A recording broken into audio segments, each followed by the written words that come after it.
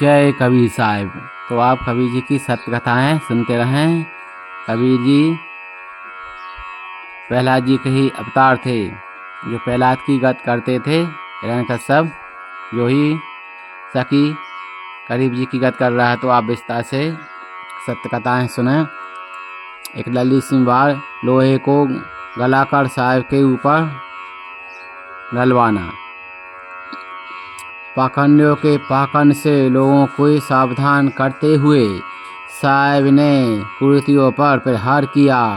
धार्मिक पाखंडी साहब से बहुत परेशान थे। वे सब शेख सखी की साहब का अंत करने के लिए तरह तरह के सुझाव देते रहते थे। सब मिलकर साहब को अपने रास्ते से हटाना की सोच रहे थे। सबने तकी को सुझाव दिया कि क्यों ना करीब के ऊपर गर्म लोहा पिघलाकर डाला जाए। ऐसे में करीब का जिंदा रहना संभव नहीं होगा, वे पक्का ही मृत्यु को प्राप्त हो जाएंगे। इस तरह की हरकत वह पहले भी कर चुके थे। वो साहब को जादूगर समझकर विचार करते थे कि वो सच्चा है कि अब की बार करीब का जादू ना चले और हर साहब को मारने में सफल हो जाएं। हम साहब को मारने को सफल हो जाएं। अभियोजना अनुसार लोहे को पिघलाकर पानी की तरह कर दिया गया। जब राजदरबार साहब प्रवचन दे रहे थे, ऐसे में तकी ने अपने सैनिकों को आज्ञा दी कि यह पिघला हुआ लोहा करीब के ऊपर डाल दो। तकी ने हुक्म से पिघले लोहे को सैनिकों ने भरे दरबार में साहब के ऊपर डालना शुरू कर दिया। क्या लोहे का अग्नि तत्व ही समाप्त हो गया और पिघले लोहे की साहब पर फूलों की तरह वर्षा होने लगी। सब साहब की जय जयकार करने लगे। उन्होंने अपनी हरकतों से साहब के प्रति लोगों की श्रद्धा और बढ़ा दी। पिघले लोहे का भरा कटोरा साहब ऊपर डाला। पिघले लोहे का भरा कटोरा साहब ऊपर डाला। पानी की तरह गिरता लोहा बने फूलों की माला। पानी की तरह गिरता लोहा बने फूलों की माला। अब भक्तों, ये कथा आपने सुनी। 41वीं बार साहब के ऊपर पिघलाकर लोहा डाला। अब आप 42वीं कथा सुने, साहब की अगली कथा।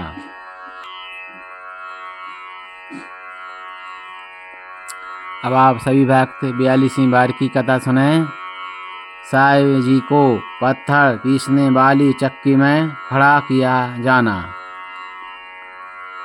ईर्ष्या से शेख सखी जल रहा था। वो साहब को मार कर सदा के लिए अपना रास्ता हटाना चाहता था।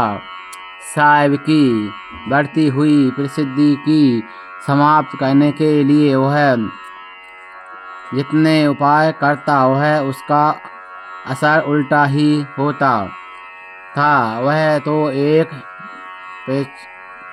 पेचाकर बढ़ती हुई प्रसिद्धि की समाप्त करने के लिए वह जितने उपाय करता था उसका असर उल्टा ही होता था। वह तो एक प्रचारक की तरह साहब की प्रसिद्धि को दूर दूर तक फैला रहा था। जो भी कश्तियाँ की बात सुनता और साहब के कौतुक को सुनता, वह भी साहब का भक्त बन जाता। इससे तकी का क्रोध और बढ़ता जाता। वो फिर कोई षड्यंत्र रचता था। एक दिन उसने पत्थर पीसने वाली मशीन को देखा तो विचार किया कि क्यों ना करीब को इस मशीन में डाला जाए, जिससे करीब के टुकड़े टुकड़े हो जाएं। समय पाकर एक दिन तकी साहिब को उस चक्की के पास ले गया। साहिब तो अंतर्यामी थे, वे सब जानते हुए भी उसे छूट दे रहे थे क्योंकि वो तो बेचारा की तरह लगा हुआ था। शेख सखी ने सिपाहियों को हुक्म दिया कि गरीब को इस चक्की में डाल दो। हुक्म का पालन हुआ और साहिब ने भी कोई विरोध नहीं किया। चक्की चल रही थी। सखी ने सोचा कि आज साहिब से छुटकारा मिल जाएगा, पर ऐसा नहीं हुआ। साहिब का तो कुछ भी नहीं बिगड़ा। शब्द रूपी होने के कारण साहिब पर कोई असर न हुआ। तो जय कबीर। पत्थर पीसने चक्की में साहिब को दिया डाल, चलती चक्की साहिब का कुछ ना सकी बिगाड़। पत्थर पीसने चक्की में साहिब को दिया डाल, चलती चक्की साहिब का कुछ ना सकी बिगाड़।